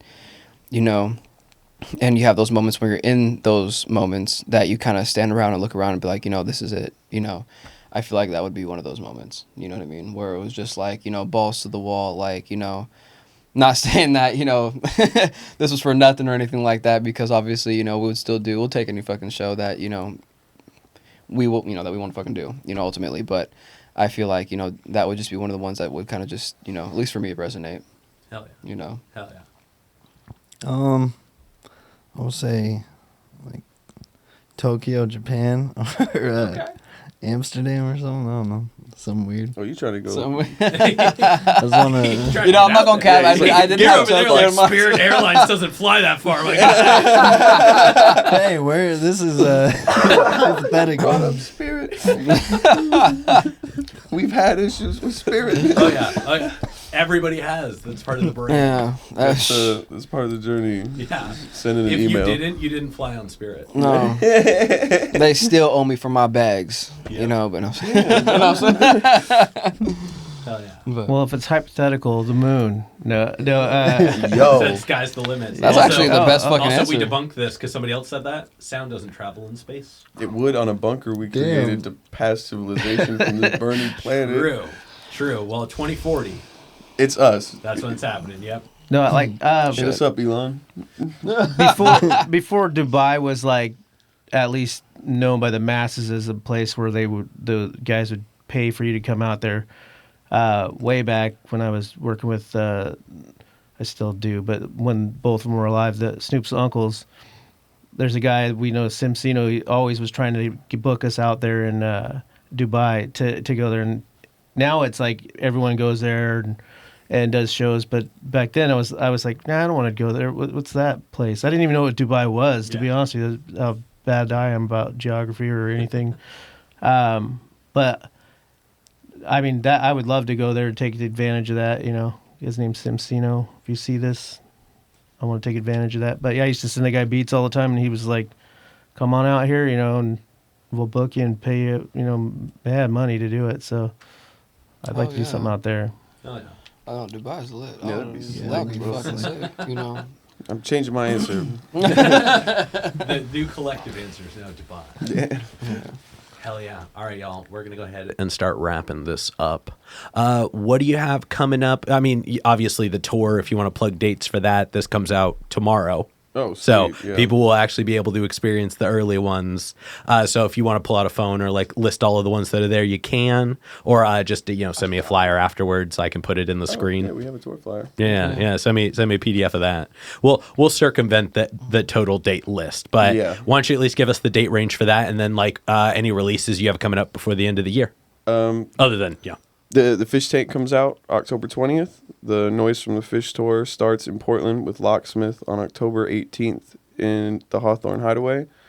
Our album release party is going to be at Future Shock Records on October 20th, the day it comes out. We'll be there for the entire day, all 8 hours. Turn up, come get an autograph, some free merch and shit. Yay! Our video with Mark Battles for Welcome to America will come out the same day as the album, October 20th, and tour ends November 25th, I believe, in Hillsborough. Oh, yeah. So if you're wanting to see us, you have 30 days straight to see us, and sometimes twice in the same day, if possible. But yeah, do you guys want to shout out a specific show? Well, yeah, shout out Jim Bonus. Oh yeah, bro. Shout out Jimbo. He is the father of the fish. Check out across the street. Please, guest. We'll have him. He wants to talk to you. Oh, yeah, he does. Yeah. So shout out Jimbo, and kind of going to repeat just in case you missed it. You know what I mean? Noise from the Void album is already out. Fish Tank drops October 20th. Tour starts on the 18th, and then Young Game has a collab project. It is called Indigo to Spades. It will be dropping sometime next year. The date is to be announced here soon. But yeah. Yeah, tour coming up, album dropping. I am hopefully going to be finishing up this music video with my boy Ellis soon. It's going to be this song called Money Coming In. And then I also have a project I'm dropping called Bounce Back Season soon. And yeah. Yeah. That's all. I feel it. You got anything coming out in the future? I've just got like beat websites and stuff, but right now I'm so saturated with just working with the fish right now. I really would not be very much help for That's any all right. new people. No, you're good. You're good. You know, Yeah. Just You're just making all the moves happen. yeah. Go to Yes, sir. SNDBeats.com if you want beats, but most of the fish are gonna get most of that stuff. So Yes, Hell sir. just to plug the fish that ain't here, Coda and J Mello, they got their own solo albums coming out after the Fish album as well. Steelokey and myself do too. Timmy Hendrix is about to drop his next album. JC's got 2 on the way. Shout out Timmy and JC for sure. Yeah, so yeah, if you don't like us as a group, maybe you like one of us, and odds are they're working on a solo project right now. So yeah. I've heard a lot of the Coda B stuff, and that's pretty fire. I produced the majority of it. So. Yeah, shout out Coda B. Shout out the whole fish, Shout out bro. the whole fish, but I mean, goddamn. Shout out you know, Ellis. we're- Ellis did all the artwork Shout out on all Ellis the too, stuff. yeah, he shoots bro. a lot of the We wouldn't most have- video stuff. We would not have. Super Yeah. talented. You're fine. Yeah, no, we're Shout out to the whole gang, man. It's all love. Hell yeah. That's one thing about the fish is there's somebody that knows how to do everything. Yeah. Like between one of us, we all know something. You know, I always thought it was cool because I used to do a lot of stuff myself, like the video stuff. You got someone that can shoot videos and is great at it. Someone that can make beats and that's great at it. A couple of people that do it. Tons of people who can rap, and then people that know other stuff. Right. Electrical has issue. You could have Dirty come over and hook you up. You know, somebody knows how to do everything. You know, That is a fact. mix, master. Facts. Yeah. Fix my outlets. Hell yeah. Never go outside of the family. He never broke down again. Hell yeah. All right. Now for this next one, we're going to have you look straight at the camera, and I'll have you do kind of the same thing in the beginning, but we'll do the ats and the plugs and things like that. But let's do individuals first, and then we'll put the fish at the end. All right. Okay. All right. And we'll go ahead and start with you. Figure 8 AF on pretty much everything. And I was looking at you for confirmation. I'm saying the right thing. All right, you're doing it right. yeah, just figure 8. 8, the number, not ATE, not EIGHT. Figure 8 AF, not as fuck. Antelope Fishermen. I have to point that out on everything. Yeah. On everything. He has an A on his face just for y'all to be sure. I didn't kill 8 people. That's under the radar. But no. Nah. It's at _ Lil Indigo on all platforms. Whatever the fuck I'll use. Twitter, Instagram, TikTok. And Young Game, _ Young Game as well with 2 E's on all platforms. Same thing with like Apple Music and shit like that too. I think it's actually Young Game, like usual, and then Lil Indigo. But yeah, look us up. Hell yeah. Steelokey on all platforms. STEELOKEY and the Antelope Fishermen too. And bow bow bow bow bow. The real SND Beats. So the _real _SND BEATS, not a Z. Hit me up on SNDBeats.com if you want to get beats, purchase licenses, whatever it is you want to do. And also sound packs and things that if you're a producer. So whatever you need. And if you just want to comment and ask me questions, and I know about mixing, mastering, anything you can think of, I can help you out. Hit my boy up. S&D. And that's the bottom What's line. SND stand for, and why is it sucking dick? Well, it is now. No, S&D is a short, sick, and disgusting, and it used to be just that's how it was. But it was like at some point it was like S&D, just make it shorter. It's about mainly because of websites and stuff. Because I used to have like the first free beat website, getbeatsforfree.com, where I just gave away free beats because I always wanted to. I remember what it was like for me to be a rapper, not and have to like find instrumentals. The last like you get a single and have the instrumental on the backside, and be like on a tape player pressing both like pause and play at the same time and record and trying to get my raps off and stuff and wishing I had beats, and so I was basically doing that stuff. But so I had to change that stuff from sick and disgusting to the S&D, make it simple. But now he likes to say sucking dick, so that's what it is now. I hope you know that's on record now. We Just in case motherfuckers are unaware. Just be understood, the beats don't suck dick. No. He's just really good at it. Fig nose. Thing, no.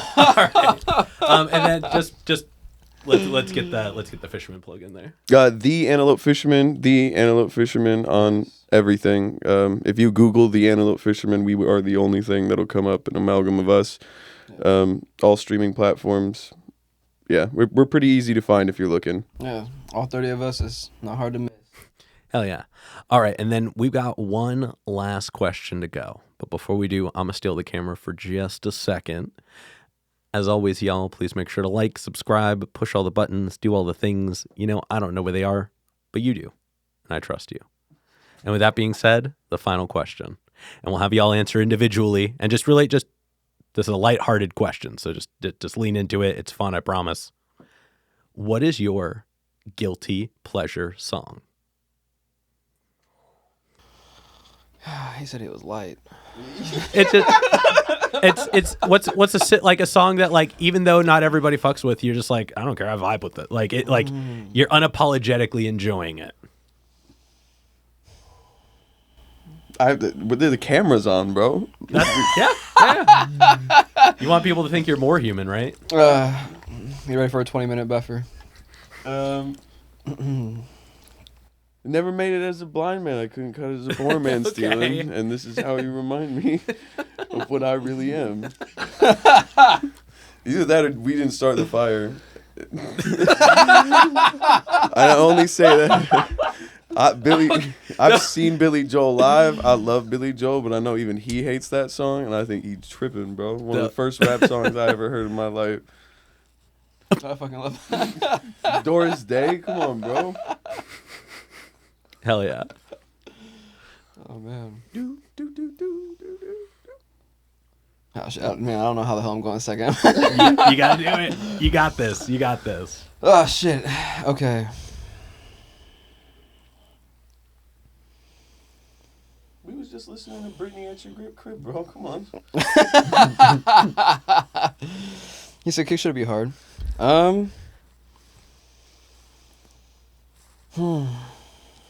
Guilty, man. I have no idea.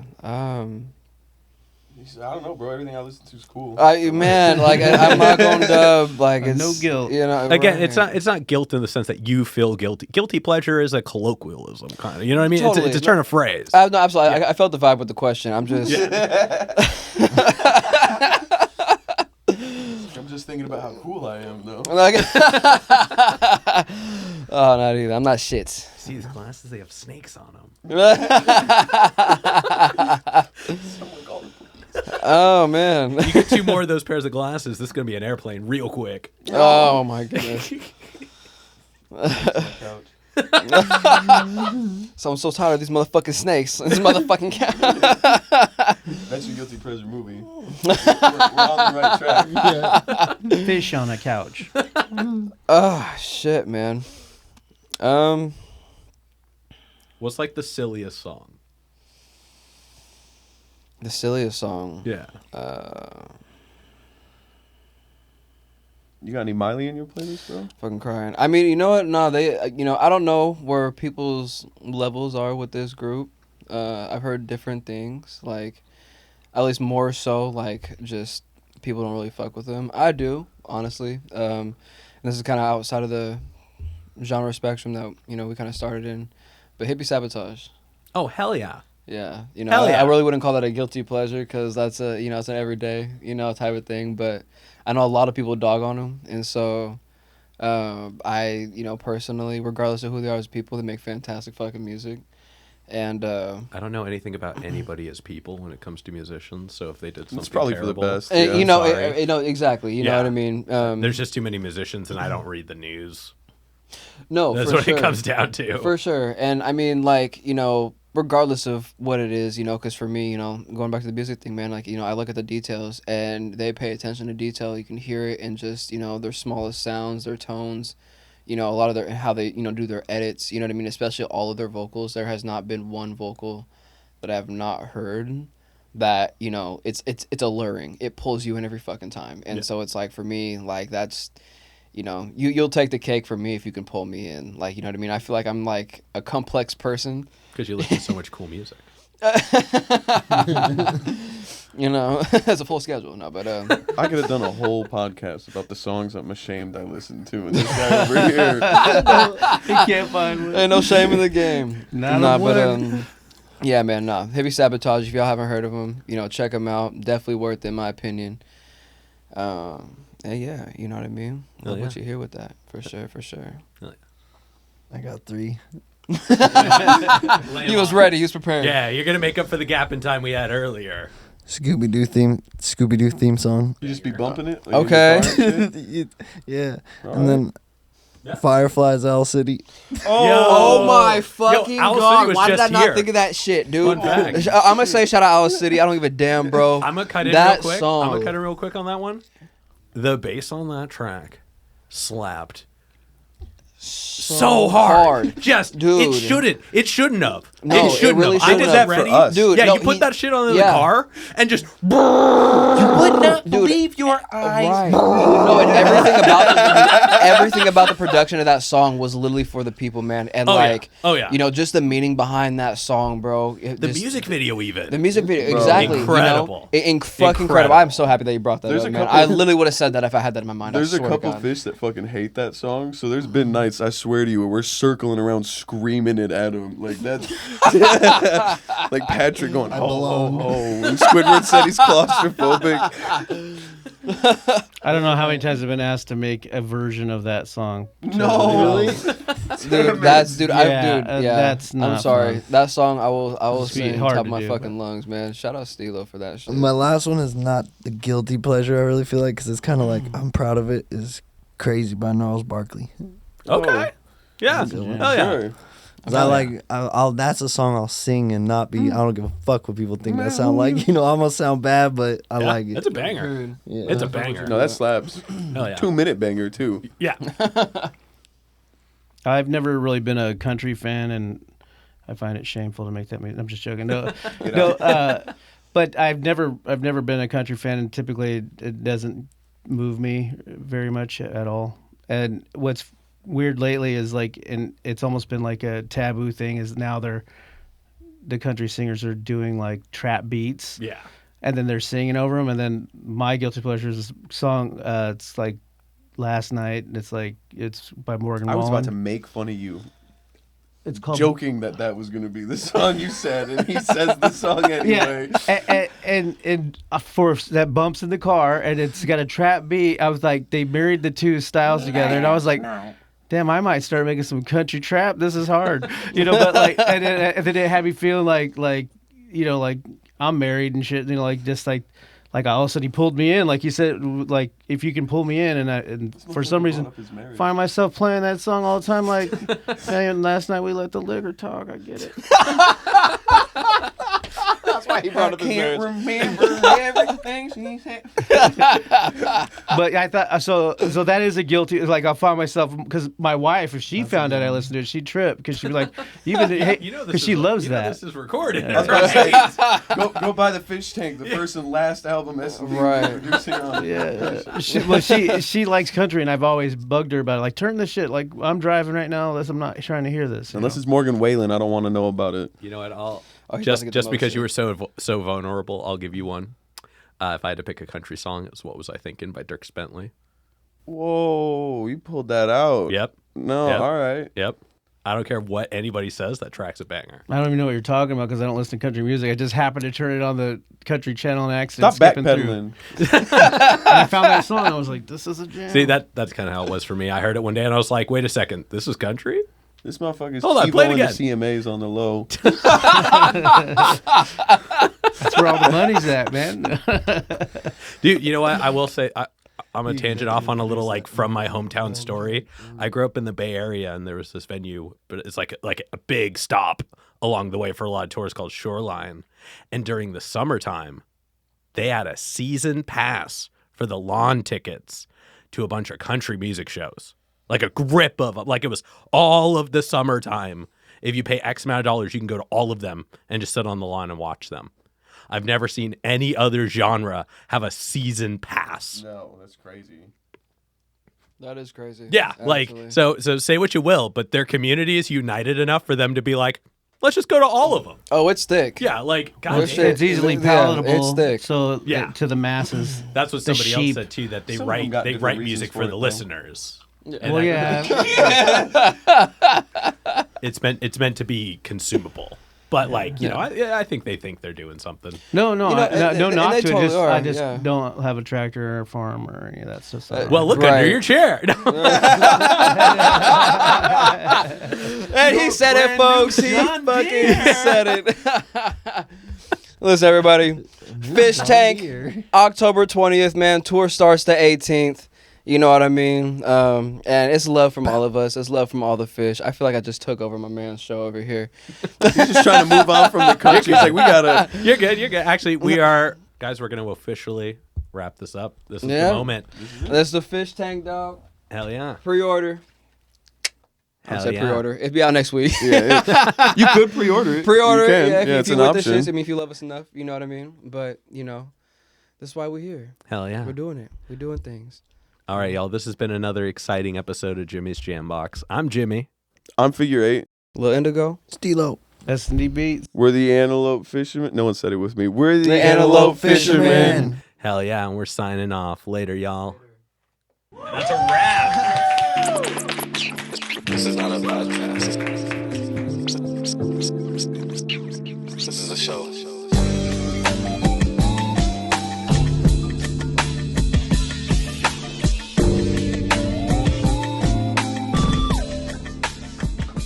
Keep jamming.